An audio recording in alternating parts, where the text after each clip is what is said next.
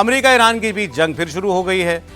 Middle east में एक बार फिर से भीषण जंग छिड़ गई है। आयतुल्लाह खामेनेई के अंतिम संस्कार के बीच अमेरिका ने ईरान पर बड़ा विध्वंसक हमला किया है। उसके 80 से ज्यादा जगहों पर एयर स्ट्राइक की गई है। इसमें ईरान के बंदर अब्बास, केश्म द्वीप और सिरिक के आसपास मौजूद कई सैन्य ठिकानों पर बमबारी की गई है। अमेरिका का कहना यह है कि यह कार्रवाई स्ट्रेट ऑफ हॉर्मुज से गुजर रहे 3 जहाजों पर ईरान ने जो हमला किया था उसका जवाब। अमेरिका ने इस एयर स्ट्राइक में air defence systems, command and control centres, anti ship missile systems, drone launch site समेत IRGC की 60 से ज्यादा मिलिट्री बोट्स को भी तबाह करने का दावा किया है। अमेरिका के हमले के बाद ईरान ने फिर काउंटर अटैक किया। उसने बहरीन और कतर में अमेरिका के बेसिस को निशाना बनाया और ईरान यह कह रहा है कि उसने अमेरिका के 85 से ज्यादा जगहों पर, ठिकानों पर इन देशों में हमला किया और अमेरिका के MQ-9 ड्रोन्स भी उसने मार गिराए हैं। इसके साथ साथ ईरान ने अमेरिका के साथ हुए समझौते को फिलहाल रद्द कर दिया है। साथ ही ईरान ने पड़ोसी देशों को चेतावनी दी है कि अगर वो अमेरिकी सेना को हमला करने के लिए जगह देते हैं तो उन्हें भी इसमें शामिल माना जाएगा। खबर यह भी है कि अमेरिका ने ईरान को तेल बेचने के लिए दिया गया जो स्पेशल कंसेशन था, एक के लिए जो छूट थी, उसको भी रद्द कर दिया। अभी तो ट्रंप कह रहे थे 2 दिन पहले कि हमने वहां से तेल इतना निकाला कि तेल के दाम हमने बढ़ने नहीं दिए। ईरान का तेल भी बिकने लगा था, अब उसको उन्होंने फिर प्रतिबंधित कर दिया है। ईरान कह रहा है नो समझौता, अब वो समझौते से पीछे हट रहा है। तो ये रोज हॉट एंड कोल्ड जो है दोनों के बीच जिस तरीके से चल रहा है, ये कहां तक सरवाइव करेगा ये समझौता और ये सीज फायर, अब तो सवाल इस पर है क्योंकि बीच बीच में ये होता रहता है। और अभी ट्रंप ने कहा था हम एक हफ्ता कुछ नहीं करेंगे क्योंकि आयतुल्लाह खामेनेई का अंतिम संस्कार चल रहा है, कई दिनों का वहां पर कार्यक्रम वगैरह लगे हुए हैं। अब उसके बीच में फिर ये खबर आना कि दोनों देशों के बीच फिर झड़प हो गई और ऐसी वैसी झड़प नहीं, ठीक ठाक। सर एक चीज़ मैं बता दूं सौरभ जी, होगा जो होगा वो तो तेल बढ़ गया, सीधे सीधे भाग गया $5। कल हम लोग 67-68 की बात कर रहे थे, आज 74, 75, 78 चला गया क्रूड और ब्रेंट क्रूड मिला के।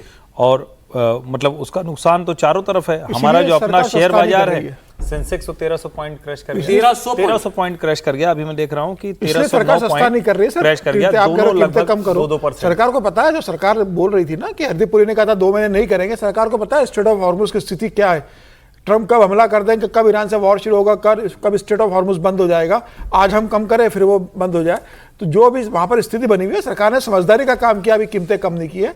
सरकार ने कहा 2 महीने देखेंगे, अगर नॉर्मल होगा रूट तो उसके बाद इस पर विचार किया जाएगा। और जिस तरीके से हमला हुआ है, ये तो लग रहा है कि मतलब अभी अंत्येष्टि चल रही है और हमला कर दिया गया। से हुई इसकी कि वहां से स्ट्रेट ऑफ 3 जहाजों पर ईरान ने हमला किया। 3 जहाजों, भारत का जहाज भी था, लेकिन तय रूट छोड़ कर गए। वो उनका ये कहना है कि इन्होंने तय रूट को छोड़ा है, हमसे परमिशन नहीं ली। कि अभी इन्होंने ये सीज फायर जो की गई, ये कहा गया था कि हम 2 महीने में हम न्यूक्लियर इश्यूज पर बात करेंगे ईरान के, उसके लिए सीज फायर की गई थी। बाकी सारे मुद्दे सुलझा लिए गए थे, ऐसा बताया गया था। फिर स्ट्रेट ऑफ हॉर्मुज को लेकर ये लोग स्पेशली इनकी मीटिंग हुई थी कतर के अंदर। तो वो मीटिंग खास तौर पर इसलिए थी कि भाई वहां कोई कंफ्यूजन नहीं होनी चाहिए स्ट्रेट ऑफ हॉर्मुज में कि वहां से जहाज कैसे गुजरेंगे, क्या उनको ईरान से कोई परमिशन लेनी पड़ेगी, क्या उनको वहां कोई टोल देना पड़ेगा। इसका मतलब आप उतनी सी बात भी नहीं आपस में सुलझा पाए कि स्ट्रेट ऑफ हॉर्मुज को हमें फिलहाल हैंडल कैसे करना है, वजह फिर हॉर्मुज ही बना है। बोल रहे हैं आप? नहीं, मैं कह रहा हूँ ये चलता ही रहेगा बार बार। मैं तो इस पर आप ही को थोड़ा सा ज़्यादा झटका लगता है कि समझौते, तेल भाग गया हमारा $5 ऊपर।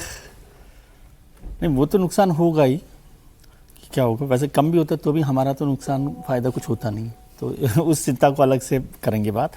लेकिन ये गंभीर है और इसका मतलब कि ट्रंप साहब को लेकर जो बार बार, हम लोग तो कभी भी आश्वस्त नहीं होते, लेकिन दोनों लोग जिस तरह से कर रहे हैं उससे लगता है कि दुनिया में की किसी को कोई परवाह नहीं है।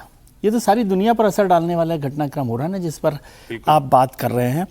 और अमेरिका को ये समझ लेना चाहिए कि जो वो ये समझ रहा हो कि वही बॉस है, वो जो प्रतिष्ठा थी वो हेकड़ी निकाल दी ईरान ने। तो फिर इस पर रोज उसको बढ़ा के, देखिए इसमें ईरान का जितना नुकसान होना था वो हो गया है, थोड़ा बहुत और हो जाएगा। जब पूरा ही घर टूट गया हो तो उसमें कितना नुकसान बचा है, नहीं बचा है। अमेरिका ही किस तरह से इस पर काम कर सकता है, क्या नहीं हो सकता, समझ में नहीं आ रहा कि ट्रंप साहब क्या चाहते हैं, क्या नहीं चाहते हैं। अचानक कोई भी बहाना मिल जाता है, हमला करना हो तो कोई भी बहाना हो जाता है, नहीं करना हो तो आपके पास वो बहानों को भी आप टाल सकते हो कि इस तरह से हो रहा है। और इससे नहीं लगता कि ये हम ईरान और अमेरिका के बीच में कहीं पहुंच पाएंगे।